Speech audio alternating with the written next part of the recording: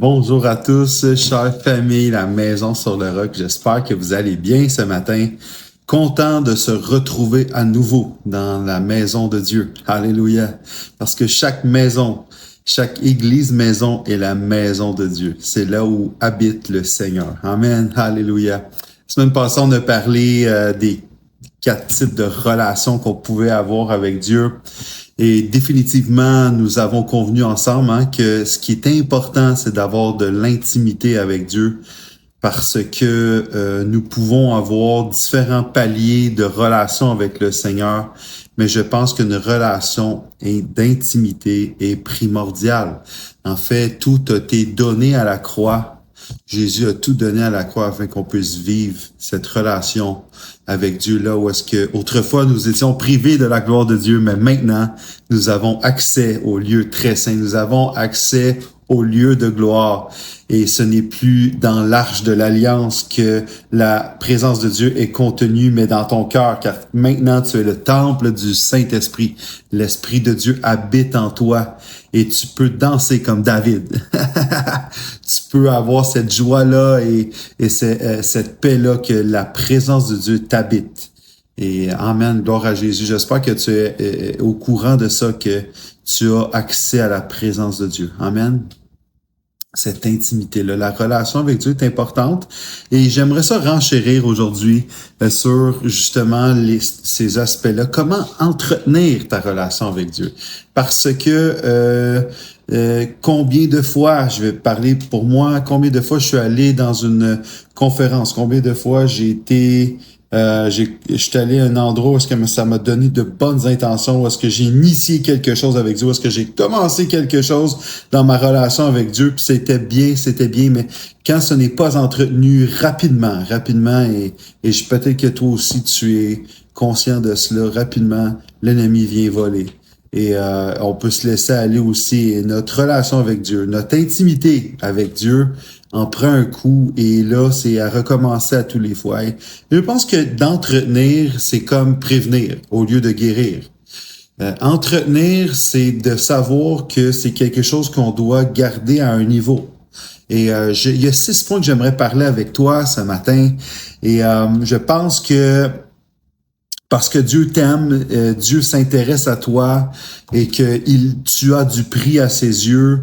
Je pense que si Dieu est l'essence même de ta vie, la source de ton bonheur, de ta joie, de ta force, de tes bénédictions, tu peux vivre épanoui et heureux proche de Dieu. Et tu peux pas penser que de recevoir Christ sans avoir de relation, ta vie chrétienne est possible. En fait, oui, ta vie chrétienne va être possible, mais elle va être ardue, elle va être dure, parce que Dieu est distant. Et je pense que Dieu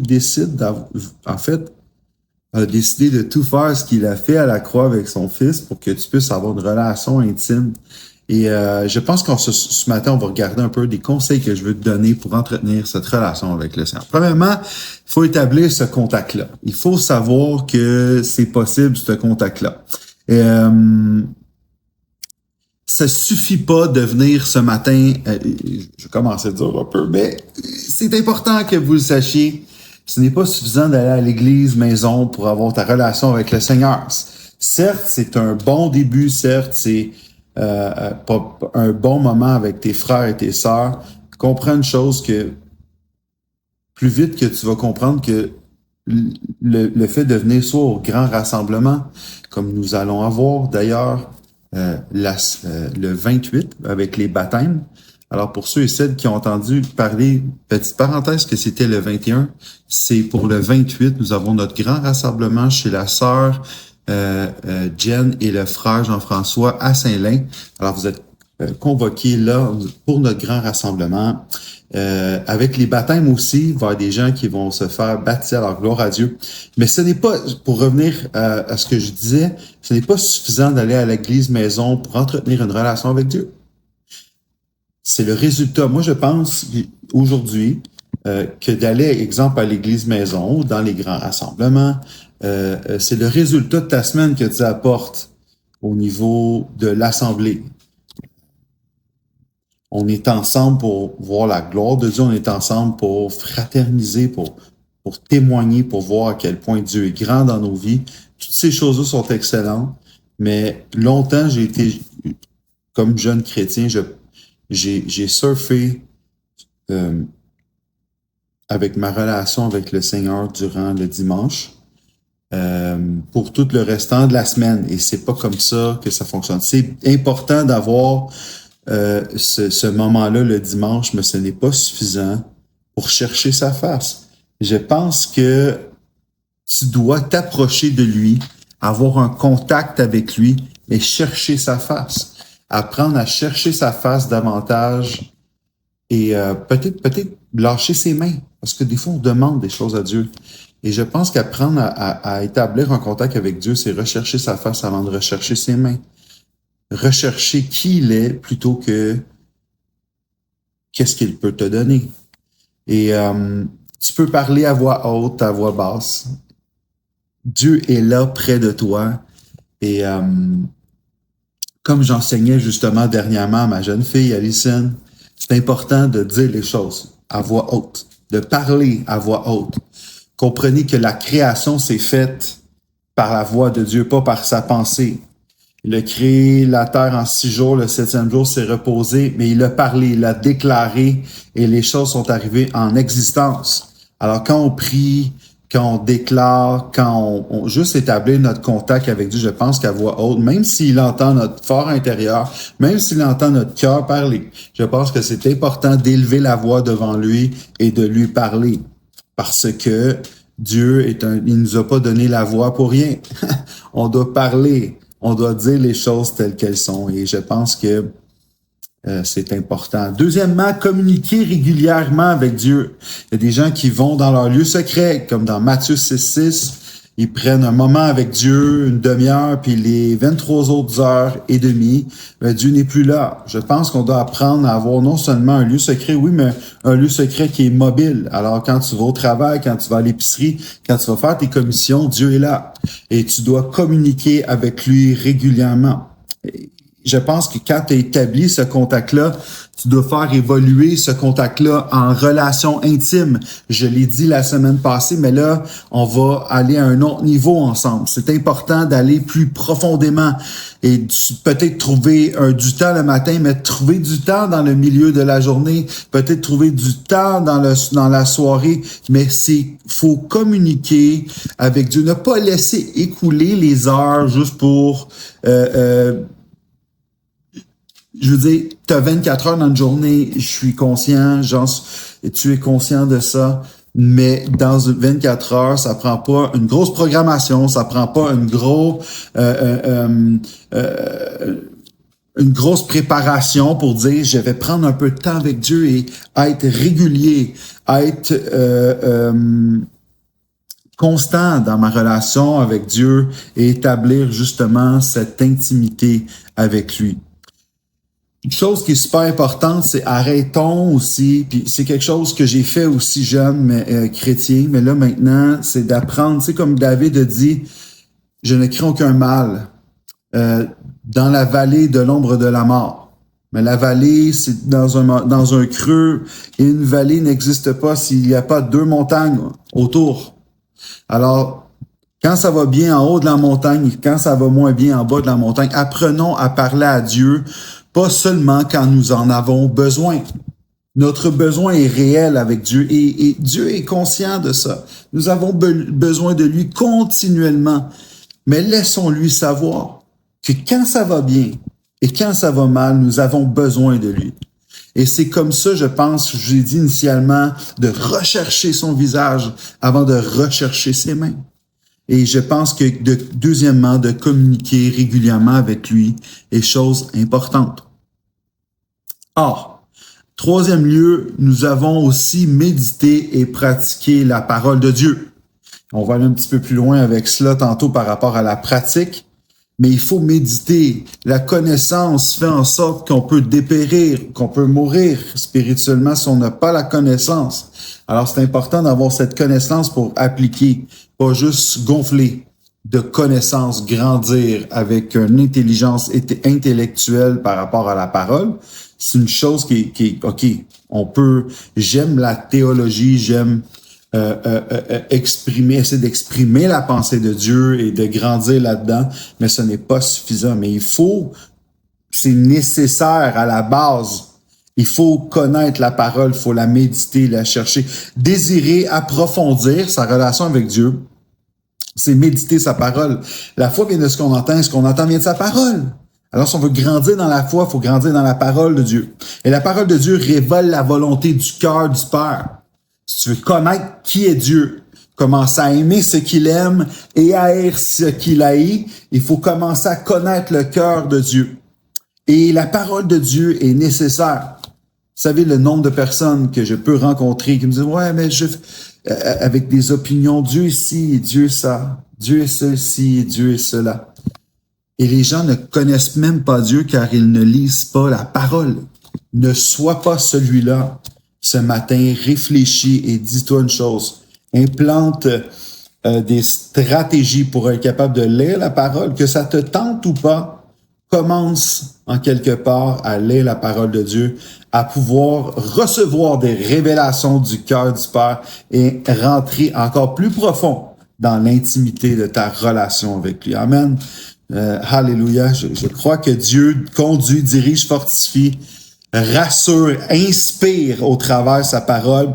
N'oubliez pas que sa parole est une lampe et une lumière et elle t'éclairera à tous les jours. Amen, amen, amen, amen. Quatrièmement, adorer et louer Dieu. Il y a des gens qui ont de la misère à rentrer dans la présence de Dieu, mais c'est important.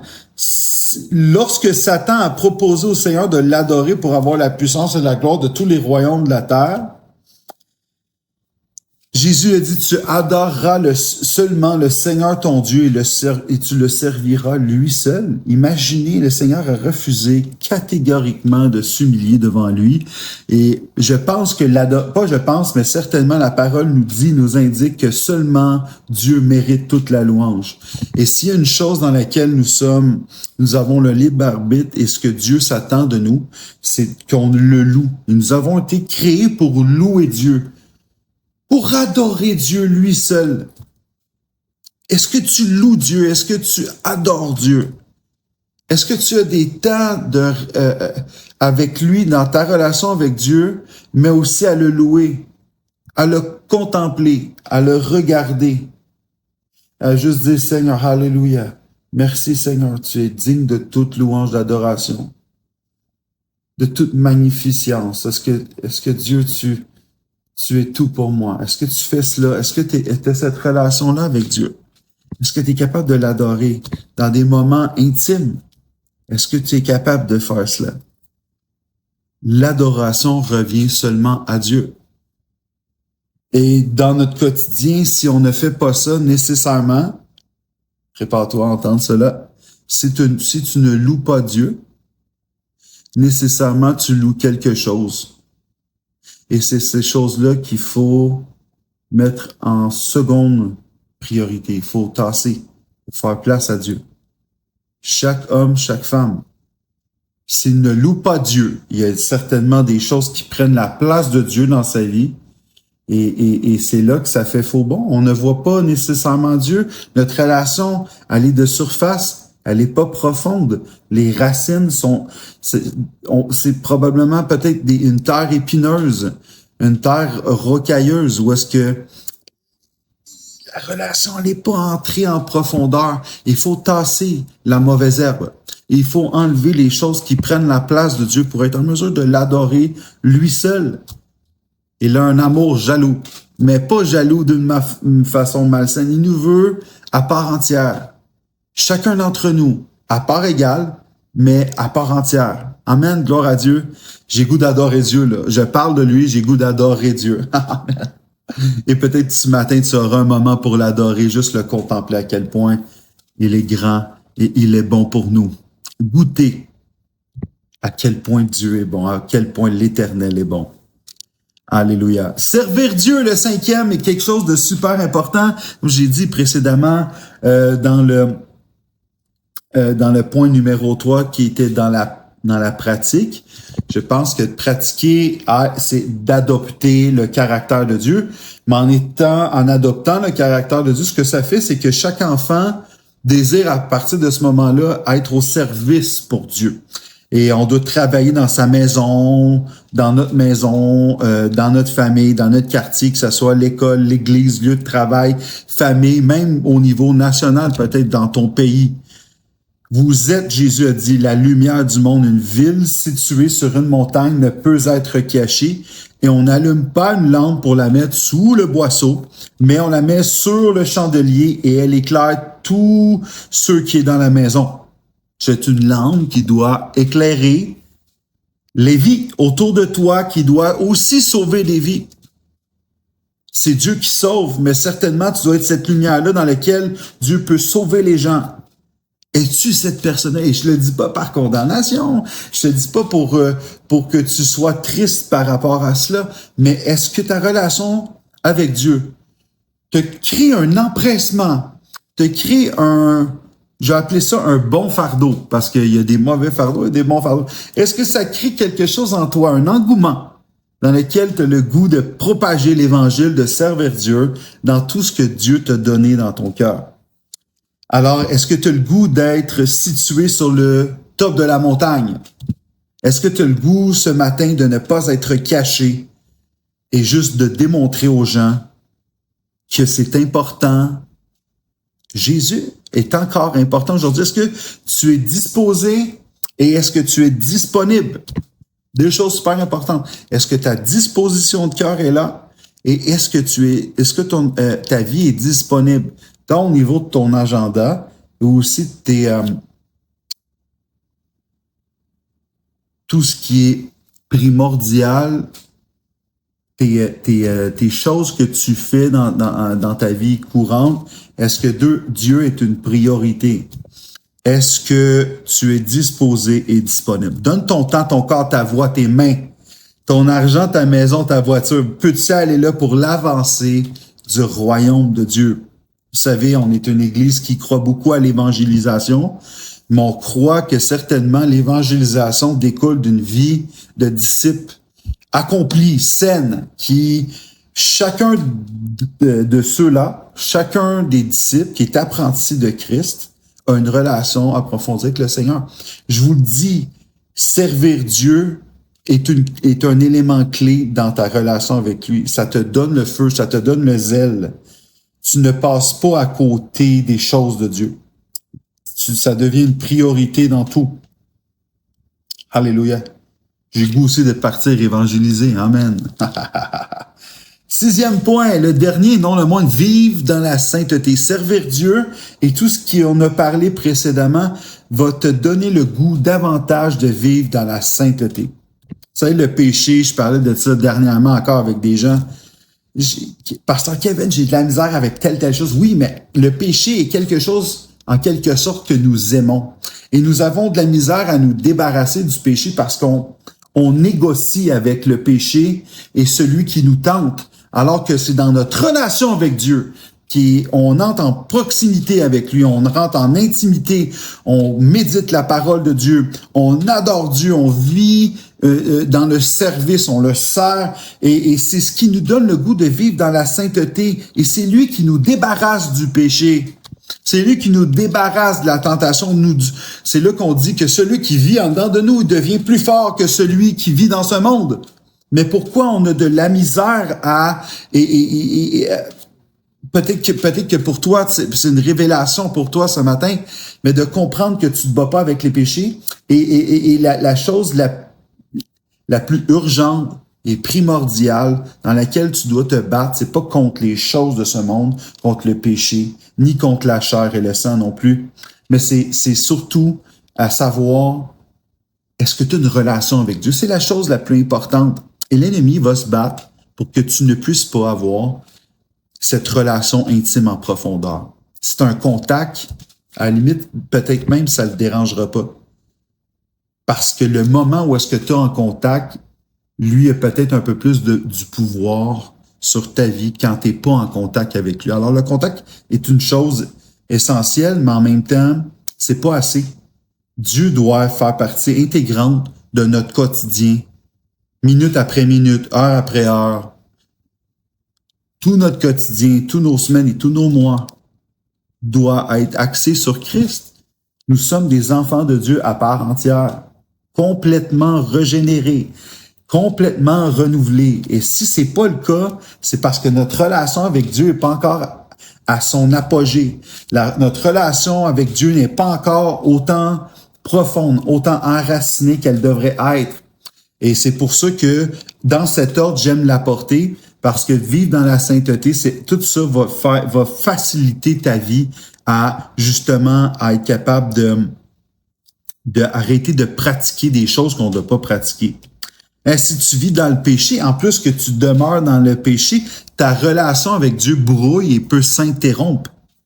On peut pas pratiquer l'idolâtrie, faire de l'occultisme. Tu sais, il y a des gens qui comprennent pas encore c'est quoi l'immoralité sexuelle, tout ce qui est le lust en français, qui est la convoitise de la chair, et prétendre avoir une bonne relation avec Dieu. Ce que Dieu veut, c'est votre sanctification, sans laquelle, et rechercher la paix avec tous, sans laquelle nous ne verrons Dieu. Sanctification veut dire se mettre à part pour lui. Es-tu capable de te mettre à part pour lui? Je l'ai dit tantôt, disposé, disponible. L'es-tu? Et ce que Dieu veut, c'est qu'on s'abstient de ces choses-là, de l'impudicité et les choses qui viennent, même par rapport à les possessions aussi, posséder son corps dans la sainteté, sans se livrer à une convoitise passionnée, comme le font les païens, les gens qui ne sont pas chrétiens. C'est que personne n'use envers son frère et fraude de cupidité aussi. Faire attention avec ça. Car Dieu ne nous a pas appelés à l'impureté, mais à la sanctification. 1 Thessaloniciens 4, versets 3 à 7. Détournez vos yeux de la vue des choses vaines. Gardez votre pied de tout mauvais chemin. Que tout ce qui est vrai, tout ce qui est honorable, tout ce qui est juste, tout ce qui est pur, tout ce qui est aimable et qui mérite l'approbation, ce qui est vertueux et digne de louange, soit l'objet de vos pensées. Philippiens 4, verset 8. Si vous vivez dans un péché, une chose que je veux dire ce matin, tu es autour d'une table, autour de la table dans une église maison, tu es dans un lieu sécure, va voir ton leader, va voir un frère, puis vous êtes ensemble. Si tu vis dans le péché, la plus belle chose que tu peux faire, c'est le déclarer. Pourquoi? Je vais te mettre dans une situation, si tu es visuel, pas dans une pièce, la lumière fermée. Quand tu confesses, tu allumes la lumière sur le péché dans ta vie. Et quand tu déclares cela, tu te repens par la suite afin que Dieu, le Dieu de paix, vous sanctifie lui-même tout entier et que votre être, esprit, âme et corps soient conservés irrépréhensibles lors de l'avènement de notre Jésus. Parce que quand Jésus va revenir, comment va-t-il te retrouver? Alors tu dois être cette vierge sage qui prépare, qui met de l'huile, qui se sanctifie, qui se met à part. Je sais que on a tous péché, mais Christ t'a donné. Lorsque tu étais déjà pécheur, Christ t'a tout donné. Je veux que tu comprennes que peut-être que toi, tu te vois comme un indigne, peut-être que tu te vois comme un pécheur, mais Christ, Dieu te voit grâce à Christ. Parfait, il te voit saint. À cause du sang que Jésus a tout payé pour te donner ce sang-là qui te couvre de tout péché. Il est l'agneau qui est venu ôter le péché du monde. Et Dieu n'est pas un yo-yo, il ne joue pas au yo-yo.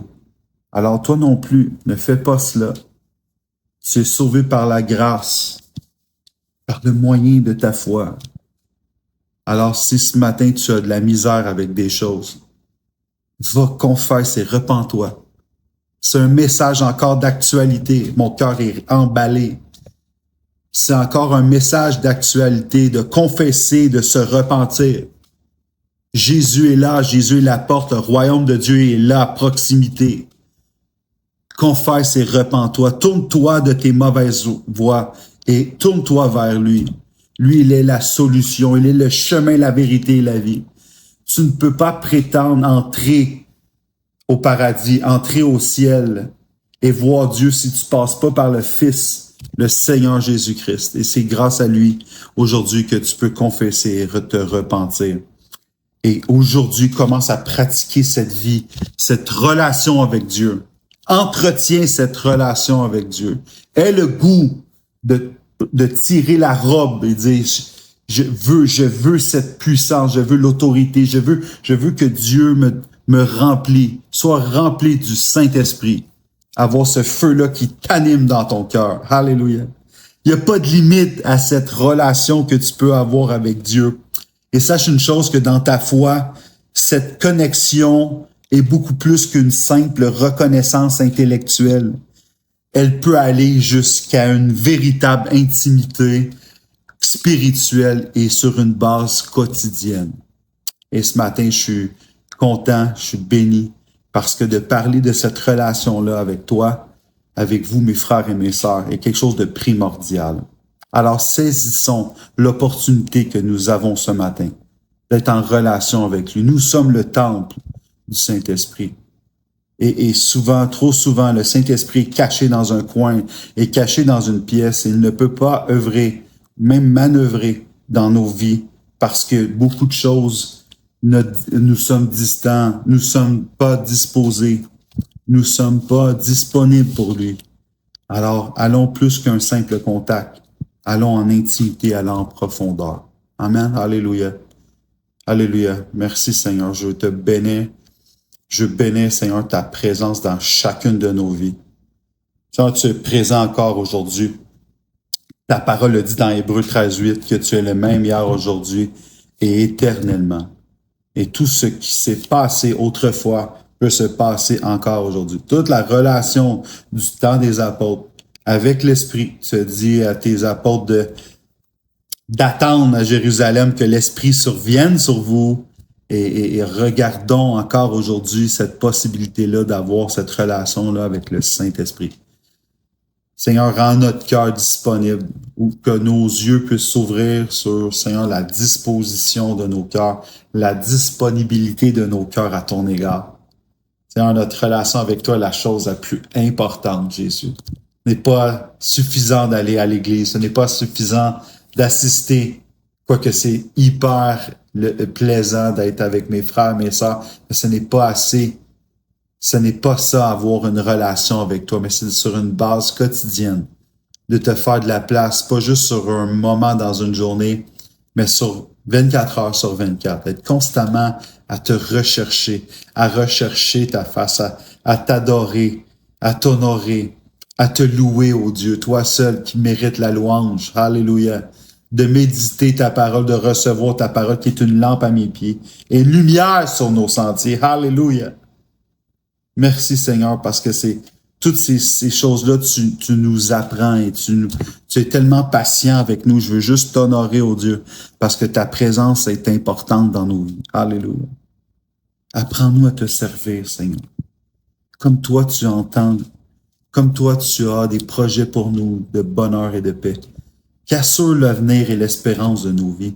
Mais on veut te servir, Seigneur. Montre-nous, Seigneur. Alléluia. Montre-nous ce que tu as pour nous, Jésus. On veut vivre dans la sainteté aussi, Jésus. On veut t'honorer par nos vies, pas juste par nos actions, pas juste par notre service, aussi par le fait même que nous sommes tes enfants et on veut être le reflet de ta gloire. Alléluia. Merci, Jésus. Amen. Soyez bénis. Passez une belle semaine dans la présence de Dieu. Et j'ai hâte d'entendre tous vos beaux témoignages.